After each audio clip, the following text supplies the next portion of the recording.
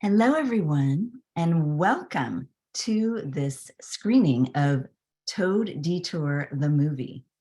My name's Lisa Levinson. I'm the campaigns director for In Defense of Animals, and it is my pleasure to introduce you to our campaigner, Katie Nolan, who's going to share a little bit more about our special event today. Hi, Katie.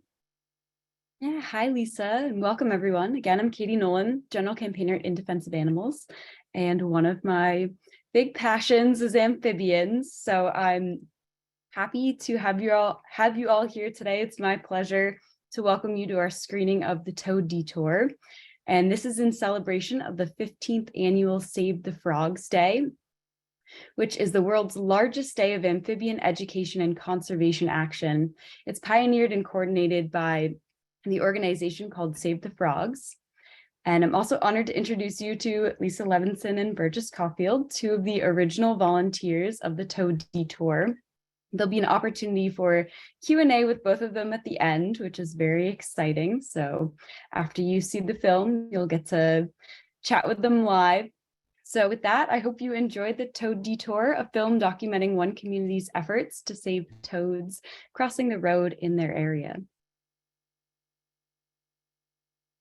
Thanks so much. And now Burgess is actually going to share his screen so we can see the film.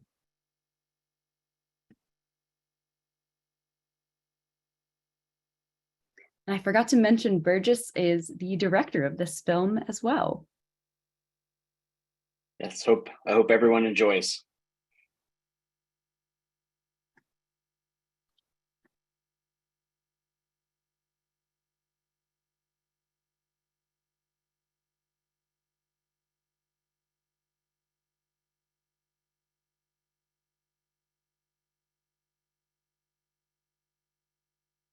So the Toad Detour is a peaceful family event. All volunteers must follow these guidelines. If not, the shift manager will ask you to leave or call the police. So number 1, no profanity, vulgar gestures, confrontational or dangerous behavior.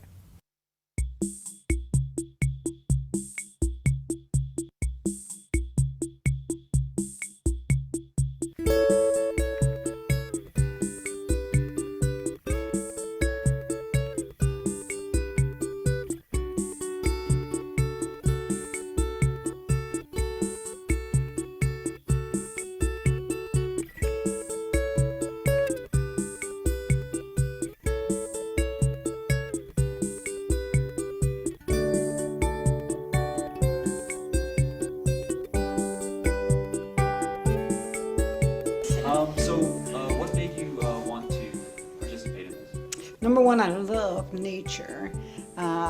All God's creatures. I hope that's politically correct. But all God's creatures. And when I was told about this, I'm so sorry that for years, as long as they've been doing it, that I hadn't participated before this. I love animals, and they need protection.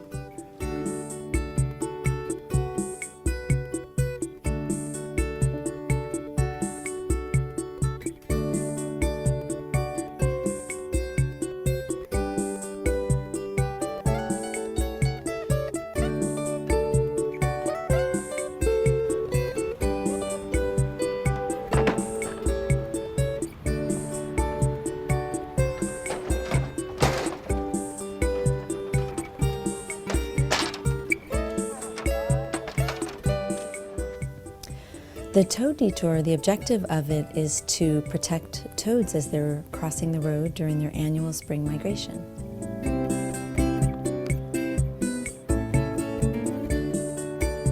What we did is we got a permit to actually stop traffic to prevent cars from going on that road.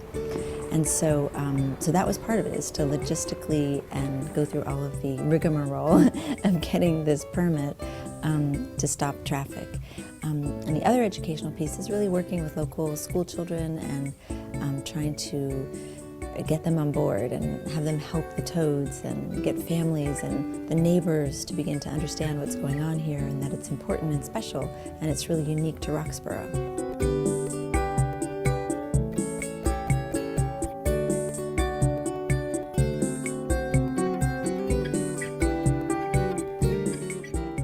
Toads are amphibians, which means they spend part of their lives in the water and part of their lives on land. They live most of their life on land. Having that rough, bumpy skin allows them to spend their time in the forest away from the water, but they still need to start their lives in the water.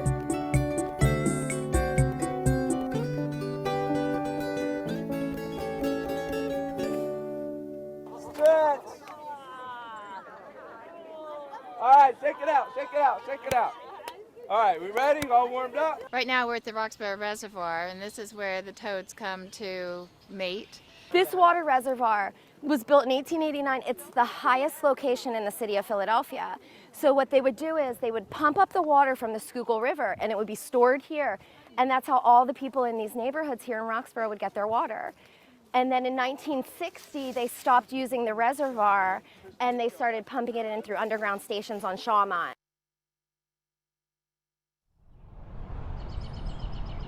We block off the intersection of Hagee's Mill and Port Royal. This is their least, the path that they can travel that makes the most sense distance-wise for them to get to where they need to go. At Port Royal and Hagee's Mill, you would drive down around a corner and make a left, and that little corner, that bend in the road, is where another large grouping of toads and toadlets cross. And so we wanted to preserve that area. And in order to do that, we had to block off the road, the corner at Summit and Eva Streets, because that corner is the access point for this very sensitive environmental area. So we wanted to have 2 points that were closed, and it only amounts to, 2 blocks, really. It's a very short detour, but a very important one. So in the springtime, when the toads are coming up out of hibernation, they have this real urge, this instinct to go back to water and to mate and lay their eggs. And so the male toads go first, and they call and they sing. They're calling other male toads out of the forest and the female toads out of the forest. It's a rainwater pond, and there's no steady source of water unless it rains. And there's all this reed growing in the water. There's not enough oxygen for fish, but there's enough for the tadpoles. They like that the water is still. The eggs don't want to be in flowing water. They want to be in still water. So the reservoir is really great for that, and it's relatively shallow. It also doesn't have a lot of predators. Behind the eyes, those are the cranial ridges.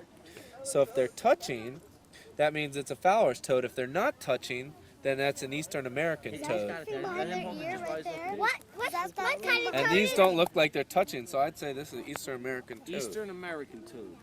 The hop toad, Bufo americanus. But once March hits and we get consistently warmer temperatures, and it's really those nighttime temperatures that matter, because it's the soil temperature that the toads are responding to, because they are underground at that point hibernating. So nighttime conditions when they're warmer, and then also when the ground is saturated, when it's moist, because they have had a rough winter and they have to refuel themselves after their long sleep and they've used up all their energy.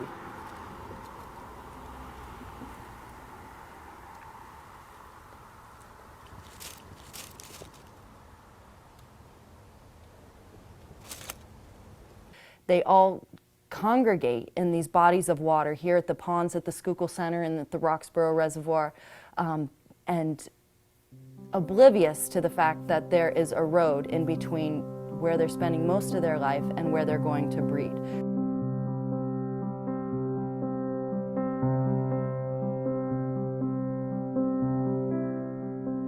I think that the toads involved me rather than me getting involved with them.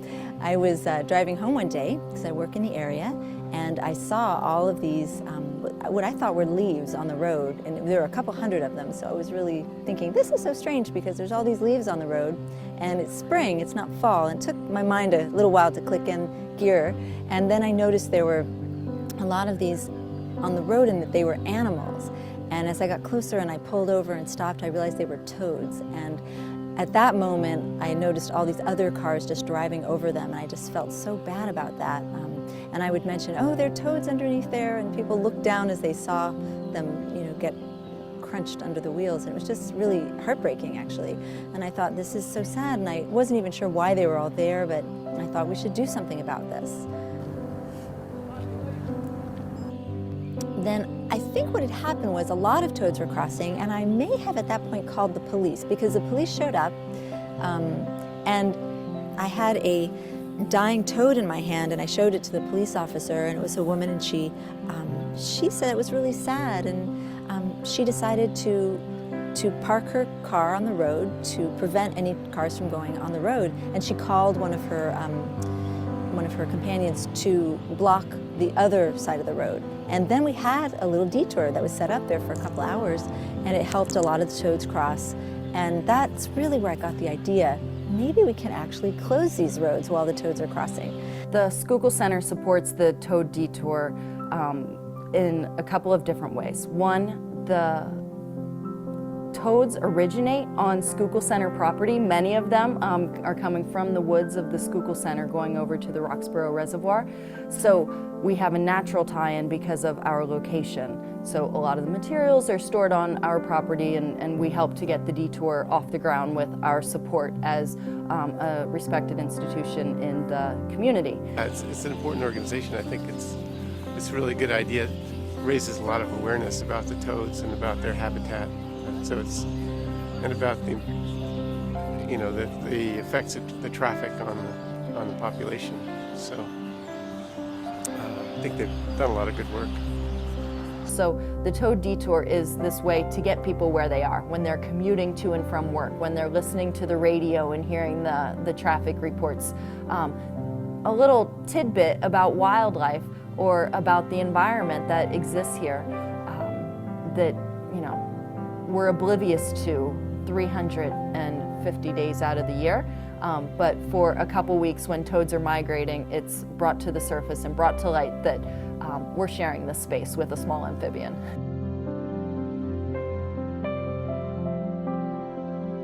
They come from out of the woods, across the ball fields, through people's yards. They're coming out from under leaf mold and where they hide in the winter down under the ground a little bit.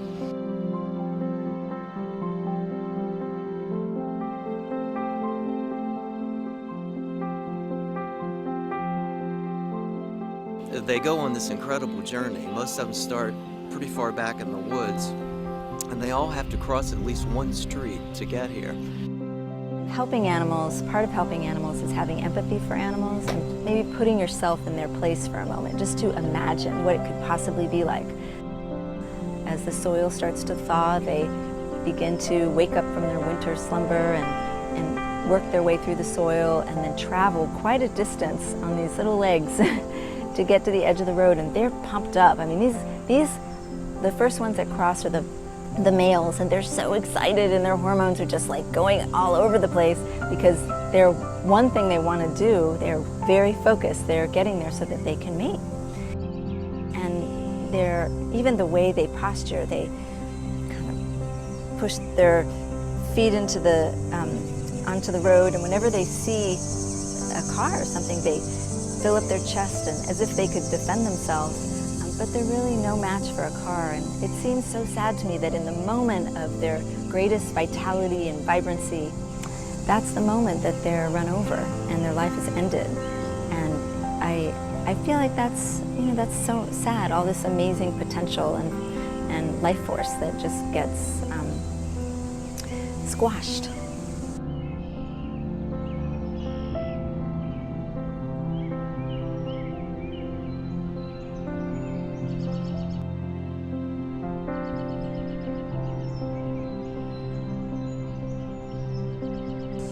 So I think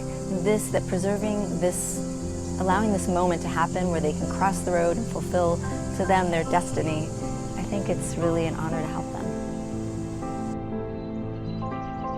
Most of them run right up against the stone wall, which is very tall, and they have to hop along that for quite a ways and then come up this ramp to the reservoir. And once they get up here, they have to dig or burrow under this chain link fence and then go down this embankment and finally into the reservoir. You were a little toad and you were coming over from these forests at the Schuylkill Center, all these forests downhill, this gives you a little bit idea of the feat they're up against with the migration, because these little toads with these short hopping legs, they can't even jump, have to climb up this steep hill once they can get across from the woods. So it is quite a migration for them to come up the steep hill, but here we see a little path.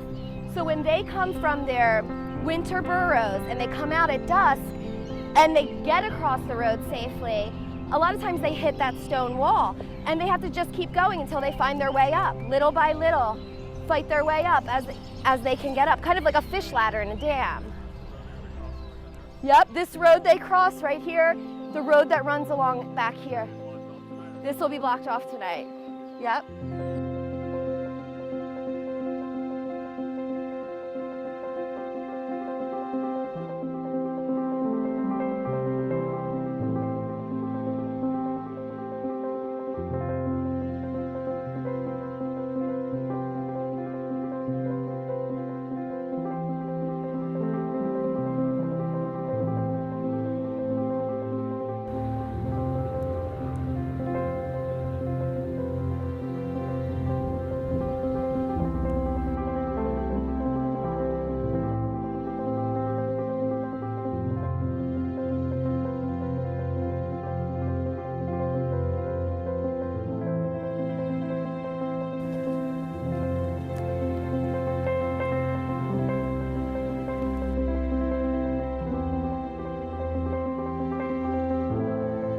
That this area needs protection so that the toads can keep migrating every year.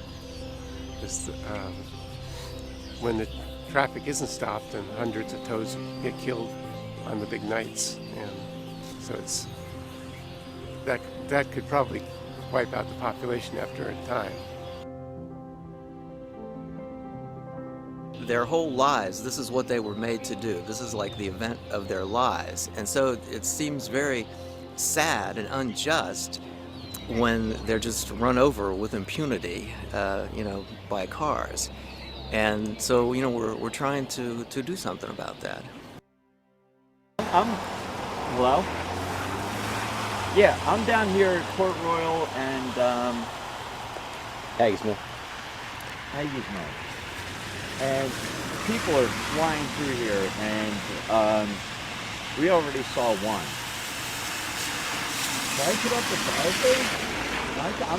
I don't have Lisa's number. So putting up the barricades is a technical process. In the beginning, we have a couple different strategies. One strategy is looking at the weather and seeing, tonight is going to be a perfect toad night. It's going to be absolutely perfect. We'll set up the barricades and know that they're going to come out. Also, if we have a family toad walk, we'll also know that there's going to be lots of children coming and families, and it will behoove us to put the road blocks up so that they can take a look. What do you like about the toads? They're fuzzy. They're fuzzy? They're not fuzzy. No, they're not fuzzy, they're lumpy. They're lumpy. They're lumpy. So those are two things that we think about when we're going to set the detour up in advance.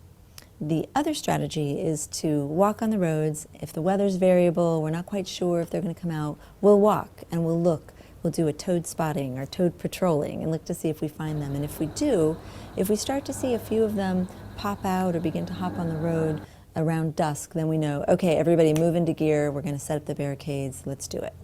And if we don't see any toads, then we won't set up the barricades. Can you give me a quick hand setting this one up? Can we set one up here? Yeah, but we got to do it at the same time, right? All right, I'll help you. There you go. All right. My battery just died. I'm not going to take your number. Okay.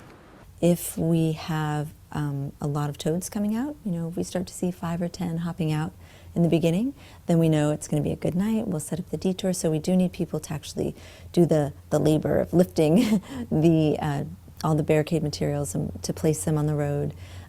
We have signs that we need to place that are a bit of a distance away from the detour at the beginning of the road so that people can know, aha, ahead there's going to be a detour, so they have a choice whether or not to go down that road. Right. And then some cross right here and then go that way. Once we have the barricades set up, people can walk in between the two barricades and count toads, and that's important so we know how many toads are crossing. 35 toads and 2 frogs. 221 live, 17 dead, 10 live frogs, and 4 dead. The other important job is for outside the detour, where we don't have the protection. We usually ask a lot of volunteers to go with their vests so that they're protected, and to walk up and down the streets and to help those toads to get out of the way of traffic.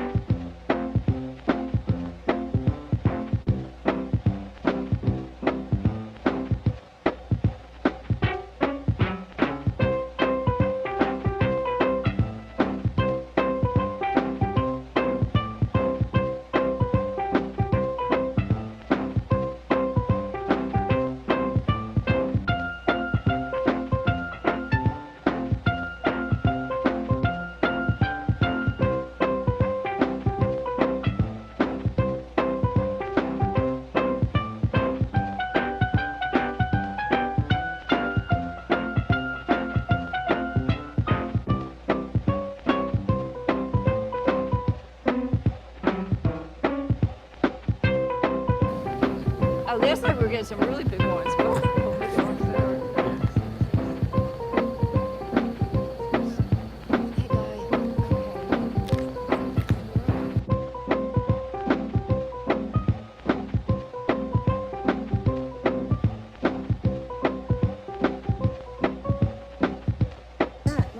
Look, he's like, what?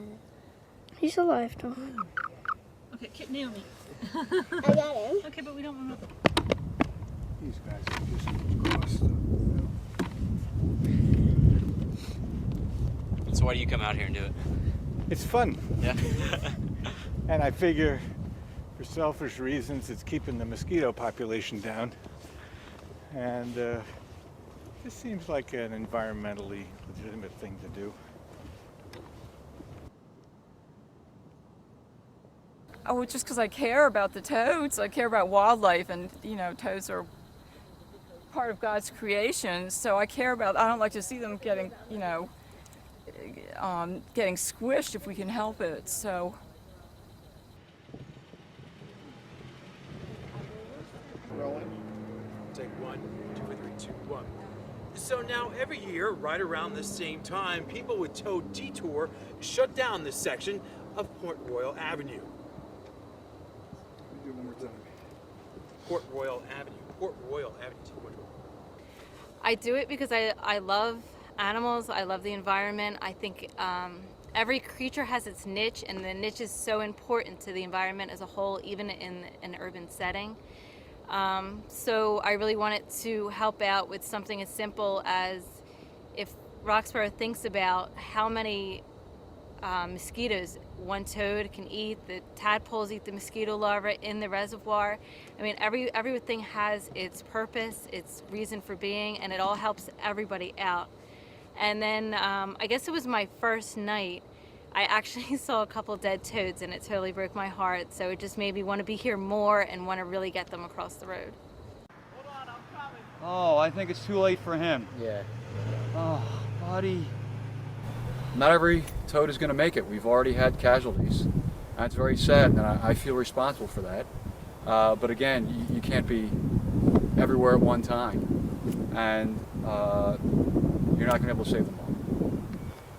So.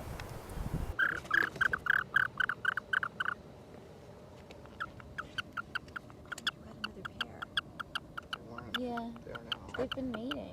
We've been finding, I guess we found 1 or 2 in pairs. Because, I mean, we built baseball fields and whatever the hell this thing is right here. You might as well preserving their environment somehow. We've intruded, so might as well help them a little bit. You know, why not, you know? Princess. We're not nice to them, so it's up to humans to help them out, you know what I mean? Like, running them over cars, being jerk-offs, like, why not come out here and help them, you know?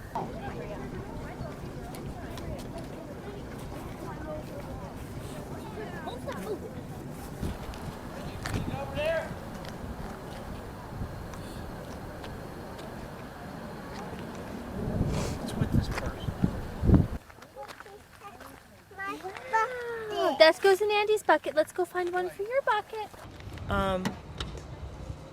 Because I live in the city and I get to touch nature. I really get to touch nature, and sometimes it pees on you, but it's worth the trip. I've done it with my kids, and the call of the wild. Plus, if you're gonna walk, might as well walk it with like-minded people and save some toads in the process. It's a beautiful place to walk.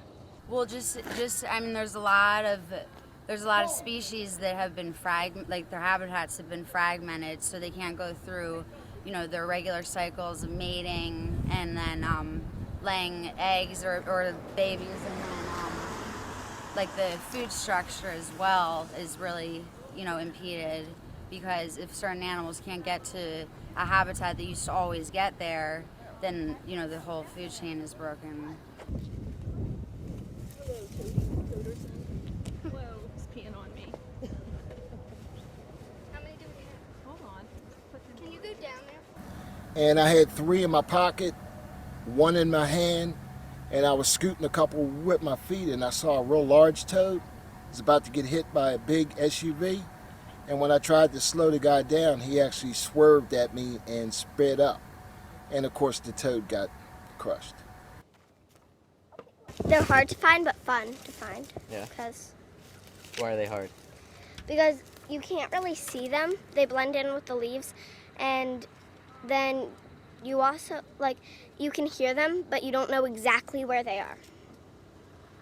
Well, you know, it's very close to Earth Day, and they're trying to do service projects related to the Earth, and this is really good because it's right in their community, so they can kind of get connected. So, this is a female. Pretty cool looking. Yeah, but see how thin? Yeah. So she might laid her eggs already. Yeah.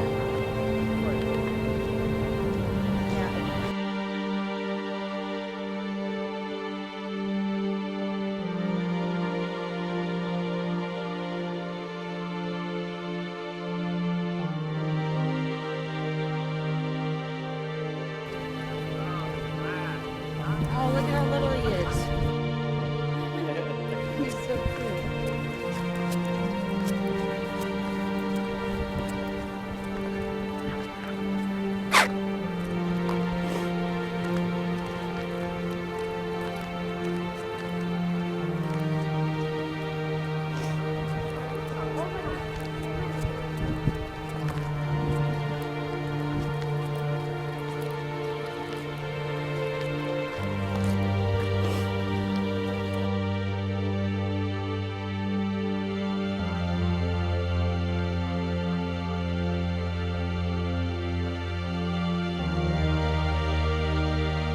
I think it's important to help all animals.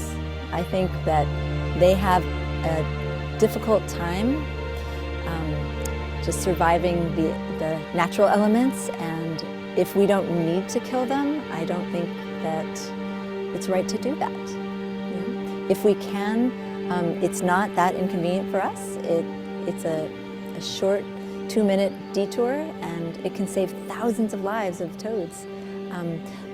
But if these were not toads and they were possums, or if they were raccoons, I would still be out here trying to help them.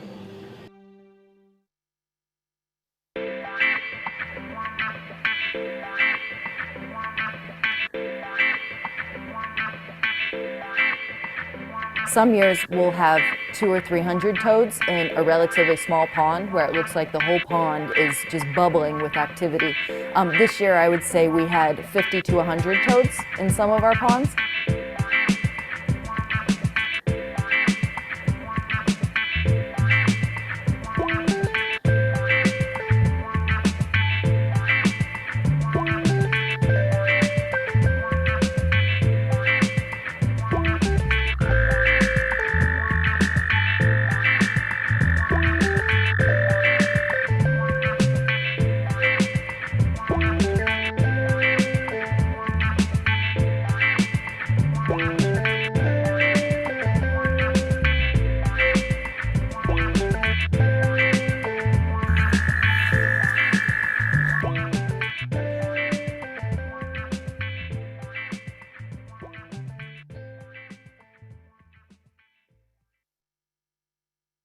Then the migration is ended, and we sit tight and wait for the next migration, which is the toadlet migration that happens like 4 to 10 weeks later.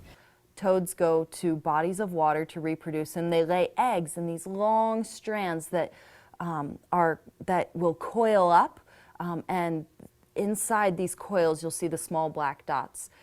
So they come here and lay their eggs, and about 10 days later the eggs hatch into tadpoles, and those tadpoles are in the reservoir for 2 months, feeding on algae and detritus, dead stuff in the water. Toads have a pretty quick maturation. There'll be tadpoles going from just the size of a pinhead all the way to an inch long over the course of 4 to 6 weeks. Lose their tails, they get legs, their mouth develops much bigger, and they go hopping off into the woods, and they don't come back for 2 or 3 years when they're adults. And the process kind of begins again with the media, alerting the media, getting people involved, sending newsletters and information and emails, and that process has a beginning, middle, and ending as well. And sometime in May or June, the little toadlets, which are like the size of your thumbnail or pinky nail, they come across.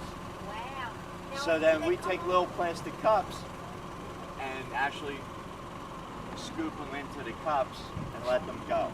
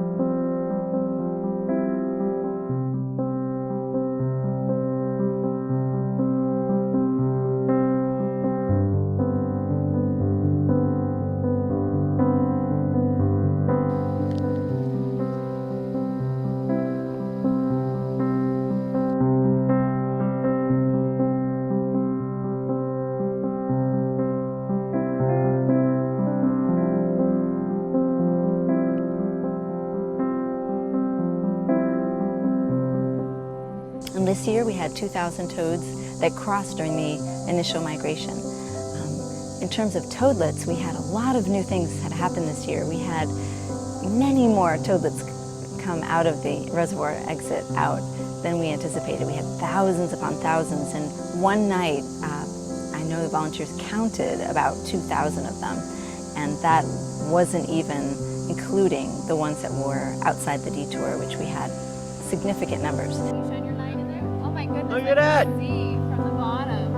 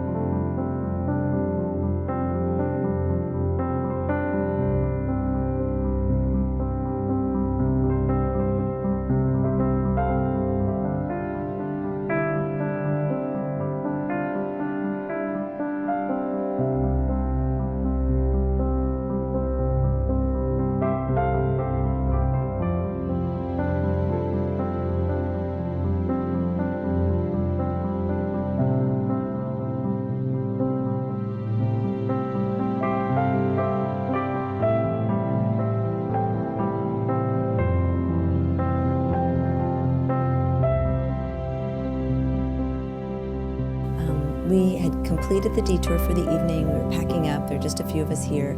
And we looked down the street. It was really dark. And we hadn't seen very many toads, but we saw a car and it was driving down the road. We saw its brake lights go on and someone got out of their car. You could see their hands were cupped and they had picked up a toad and they had moved it to the other side of the road. They quietly got back in their car and went on. And that was really important for me to see because it told me that people in the area have kind of adopted the toads in a way and feel a sense of ownership and that they care and they're willing to stop even when the detour is not going on and there's no one around. They're willing to stop and move the toads out of danger. When Lisa Levinson first called the Schuylkill Center and said there's all these dead toads on the road, what could possibly be happening? We're like, well, you know, this time of year, we always see this migration happening on our trails and we see it happening in our ponds, but we're kind of isolated here in the Schuylkill Center that we don't worry so much about traffic in the midst of 340 acres. But just on our borders and around the edges, there's this whole crash, this interaction between people and wildlife that becomes an opportunity for education. In all these amphibian detours, and there's a lot of them all over the world, salamanders, frogs, toads, I think these projects are a little more revolutionary than what people might think because we're saying that civilization and the car is not everything, and human convenience is not everything. And, you know, we're saying that, you know, we need to start tilting the balance back to the natural world. And the natural world, the rivers, the streams, the mountains, that's the real world. That's what everything is based on. The real world is not cars and pavement and all of these other things.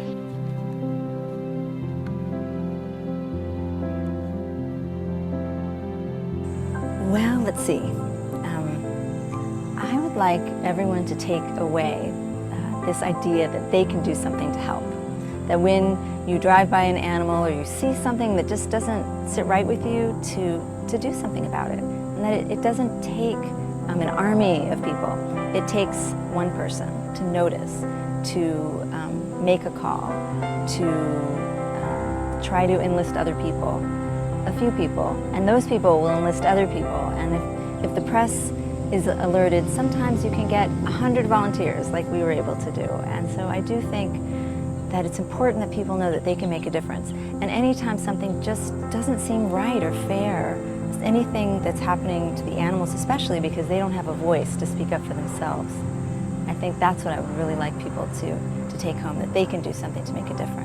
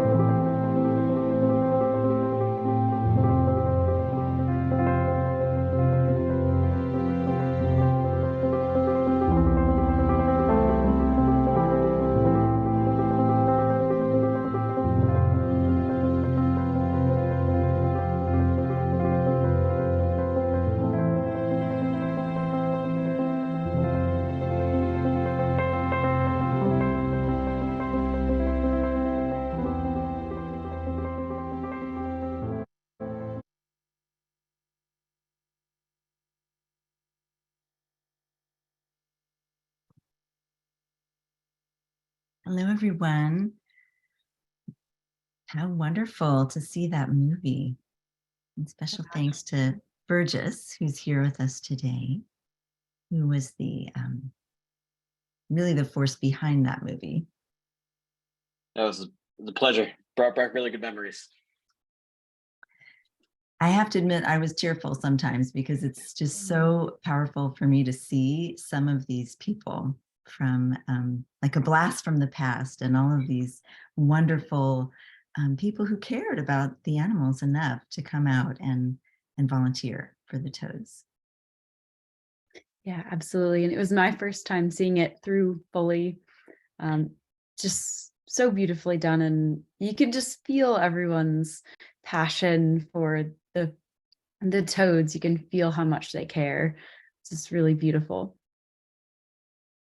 Yeah, Well, absolutely. That's really what drew me to the story, to want to make the movie, was the passion behind this small group of pioneers, you know, that yeah, I couldn't turn away, so I had to make a movie about it. yeah, absolutely. Well, I'm glad you did, and I'm glad we all got to see it here. I think we have a bit of time for Q&A. This was kind of answered in the film, and Burgess, you just touched on it, but I don't know if briefly you both want to just reiterate how you got involved and why you started this journey with the Toad Detour. Yeah. So I'll let, yeah, I mean, Lisa talked about how it got started. I actually was a student at Temple University in Philadelphia, and I was at work, and I just read a little, it was just a paragraph in like a local newspaper. It wasn't even like the city newspaper, it was just like a neighborhood newspaper about, it was just a notice that these roads were going to be closed for the toads migrating. I'm like, and I'd never heard of anything like this before. I'm like, what the heck is this? You're going to close roads in one of the busiest cities in the country. And the more I looked into it, the more I was just, the more I loved it. And I love stories that a lot of people might not be able to see. And so I just kept thinking about this little paragraph in this newspaper. So that's when I finally contacted Lisa and asked if I could start a documentary on it. And yeah, and it just went from there. Yeah, this was a total honor to have somebody, Burgess, who came up and said they'd like to do a documentary on this. We were really thrilled. We've been doing the Toad Detour for a little while, and this was something that went on for a few years, you know, and it took a couple years to develop it as well. So it was really fun to think there was going to be a film. And actually, many people may not know this, but we did a premiere of the film at the Schuylkill Center for Environmental Education, and it was showcased on the evening, I believe, when the Toad Detour was officially adopted by the Schuylkill Center. So that was another important part of the evolution of this project, is that the Schuylkill Center took it on as something that they would put together every year. And that was really helpful and important, because I was actually moving across the country, and I really couldn't leave without knowing for sure that these toads would be cared for. And how it started, that's how it ended actually for me, but how it started really was just, like I said in the film, driving home from work and starting to notice this. And one piece that wasn't in the film was just that the very beginning of it, let's see, one of the years I had the police were called out to come and get me because they saw me out there in the rain doing something on the road, and they didn't know what it was. And a police car came and had the bright lights on me, and they were apparently maybe going to take me in. And then I said, there's toads here. I'm here because there are toads hopping across the road. And I pointed down, and the police officer literally had shined his light right on that moment. It was like perfect timing, on cue. A toad jumped right into the light, and he saw that, and he said, oh, ma'am, I'm so sorry. I just, you know, we want you to be safe. We're concerned about you out here, like on the roads. So at that point, he left me be, and I was able to continue my process. And then a friend of mine, Kate in Philadelphia, she's an animal rights activist, and she came up one of the years to help me. And we were driving and then stopping, moving toads together, because you could see them better when you have your lights on them. So that was the beginning of it. It was really more grassroots. And then after that, we had that experience where there were hundreds of toads crossing, and this wonderful African-American police officer stopped, and I could see that she had some compassion for us and for the toads, and like the rest is history, because she officially blocked the roads, and that gave us the permission. And the other fun piece that happened was that we had to get permission from the city. So the person who was in charge of the Philly Department of Streets Department, actually, I reached out to him and I sent him a letter. I gave him a call one day and just said, you know, hey, his name was Charlie. And I said, would you be able to close the roads? And he said, you know, normally I wouldn't do this, but you caught me on a good day. So we did do that, and we closed them. We thought it was just going to be for one night, and it ended up being for months. So every year it would be about 4 or so months that we would close these roads. So that's really how it came to be. Incredible. It's just such an amazing story. Oh my gosh. And a lot of people are asking whether or not this crossing is still active. Does the school center still continue with this every year? Yes, they adopted it. And the website at the end of the film is, I don't think, active any longer, but you can go to, once they adopted it, you can actually go to the Schuylkill Center, and they have on their website how to volunteer for the toads. And every year, just like we did, they have a volunteer orientation where they teach people about what to do. And then they do schedule people. They have a little more advanced, it's done through the computer now, how they schedule everyone. And then people can come out and do the Toad Detour. Yeah, and a few other people are asking about what other crossing spots there might be and how to get involved in their area. And that's a fantastic question. There are amphibian crossing locations all over the country, all over the globe. I know here on the East Coast, where I'm based, there's an organization called the Harris Center for Conservation Education. They're based in the Monadnock region of New Hampshire, and they have a list on their website, which I will put in the Q&A. And that list is for a few different states out east and different crossing organizations that are here. But also a part of this film and a part of the message is that you can go and create your own crossing. If you see amphibians in need, or any animal really crossing the roads, there are ways to help them. I don't know if Burgess or Lisa, you have anything to add? I think that's it. Yeah, I think you just look around, you know, and yeah, there's a lot of opportunities out there.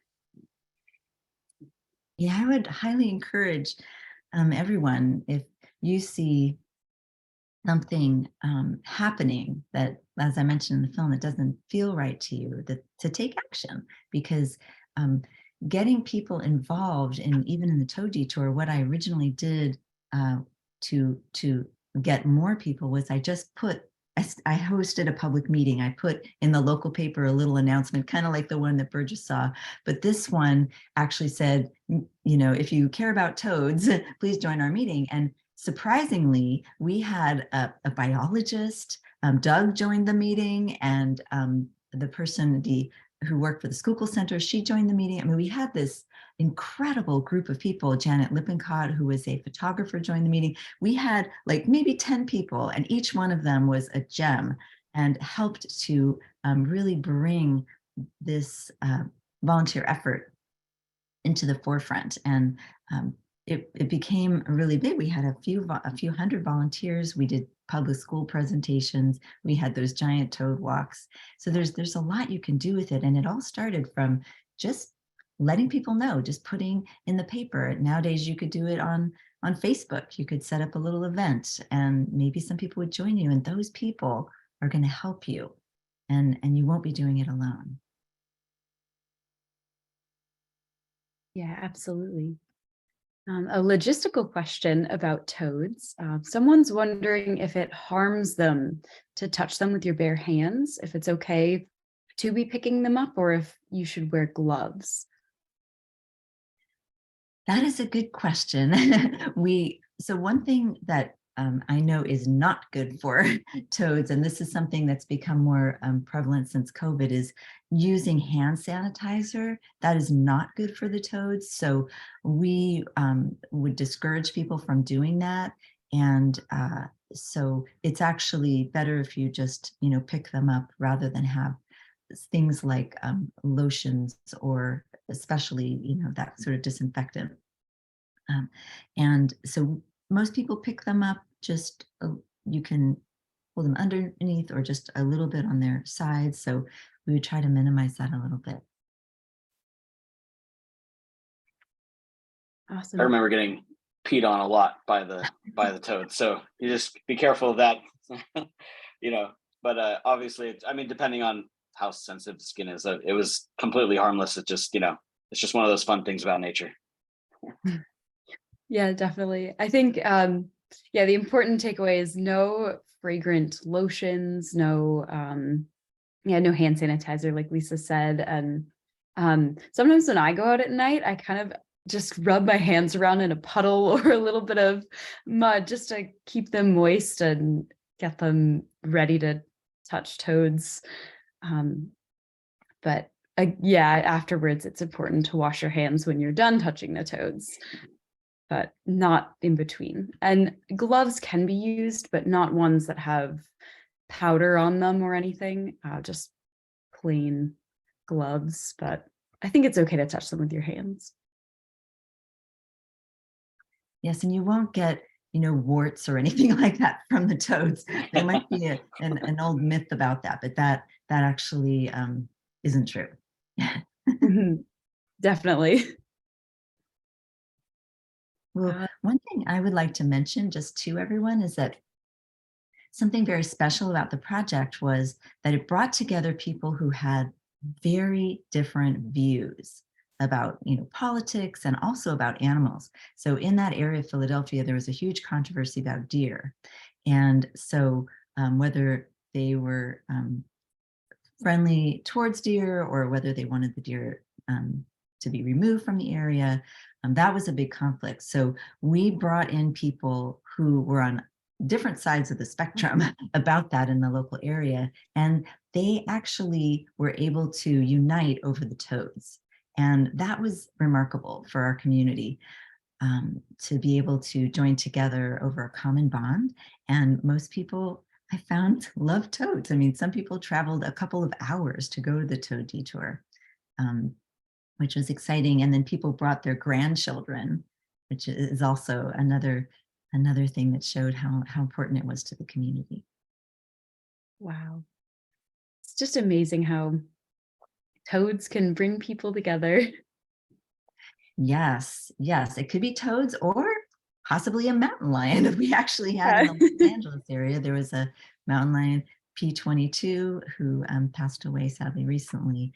And he brought the community together. That is what people were saying. 5,000 people attended his memorial, and that was the overall conclusion, was that he brought the community together to help all wildlife, and that's what's so important. Amazing. Well, if we have time for one last question, Burgess, I don't know if you want to just briefly talk about what it was like to make this film. And I'm sure there were really tough moments seeing toads that had died, or, getting to know the volunteers. Yeah. So this was actually the first film I had ever made, like on my own. Like I was in film school. It was my senior year of film school while making this. So it's the first film that I made outside of film school. So there were those challenges, kind of figuring out how to make a movie, but and then honestly, the conditions were probably one of the biggest challenges for getting, as clean shots as I could. You saw a lot were out of focus and stuff, but that was just, because the best environment was rainy and at night, you know, so a lot of times I had like trash bags over my cameras, and trying to do that. But and yeah, it was hard as a, you know, as a filmmaker, as a documentarian, you're not really, there's kind of an ethical gray area of like getting involved with your subject matter, you know. It's like you want to sit back and observe things naturally, but it was really hard not to get involved with the toads, you know. It's like I ended up really caring for them, and a lot, if you saw if I kept the camera rolling, you'd see me, a lot of the toads that were alone on the side of the road, I would pick up the toads and move them, you know, like, as I would let the camera roll as long as I could. And then I was like, I can't stand anymore. I got to get up and help this guy out. And so, but really, like, this is one of my favorite, one of like highlights of my life really is getting to know all the volunteers, getting to talk to everybody. There was a lot of footage. So I think I ended up with about 30 hours of footage for the film. So, figuring out how to edit it, what to take out, what to keep in was a big challenge, because it's yeah, a lot of it was really beautiful. The story was great. I think there, even on the I need to find it, but I just remembered today on the DVD that I had made, there were froglets. There was a froglet crossing too, and so I had a little segment about that. Yeah, so I have to find that. I'll try to find that little segment and post it online too. But yeah, but it was a blast. It was a lot of fun. Learned a lot both about filmmaking and about, you know, all about the toads and about all the volunteers. It was just it was a great time. It's one of my favorite projects. So incredible. And I know the toads definitely do, but I think myself and a lot of others have a lot of gratitude towards both of you for your work in this. So thank you so much for getting this Toad Detour together and for creating this documentary. And thank you for being here today. It was a pleasure. Yeah. Thanks for having me. Definitely a pleasure, and so thrilled to have Burgess here and his creative vision and to share this film. And I will also say this has totally been like one of the main highlights of my life as well, was to be involved in the Toad Detour. There was so much to it, and it actually was reported in the Wall Street Journal. We had a lot of traction, and it was really an exciting time. There were also some interesting dynamics with the church around the corner, and that was something that we navigated pretty well, I think. But it was a wonderful opportunity to get to know the community, and to also really bring people, just help people to have that sort of empathy for these animals that normally we don't even notice. And that was really special. Definitely. So I put in the chat box a link to join the Toad Detour from the Schuylkill Center. So anybody who's, you know, with us can click on that if you'd like to know more, if you're in the area. I'm sure they would appreciate that. Yeah, we can put all the links together in the replay that we send out to everyone. So we'll include the Schuylkill Center link and Save the Frogs Day link, some links to other crossings in the area, and of course the replay of this film screening. Wonderful. And it's available. You can screen this film yourself if you'd like to reach out to Burgess. So we'll put, you know, a way to contact Burgess so that you could show this in your community, maybe in the library or at an event that you're having, and just to hopefully inspire more people to take action for animals. Yeah, absolutely. If anybody wants to show the film, more than happy to. So yeah, just let me know. Fantastic. Well, thanks to everyone. Thanks to Burgess, to Katie, and to everybody for joining us, whether you're watching here with us on the Zoom or whether you're watching us live on the Facebook. We are so grateful for your time and appreciate all of it. And yes. Thank you so much for being here, and happy Save the Frogs Day. Yay! Have a wonderful day. Enjoy the rest of the Save the Frogs Day. Yeah, thank you. Yeah, thank you very much. Thanks so much.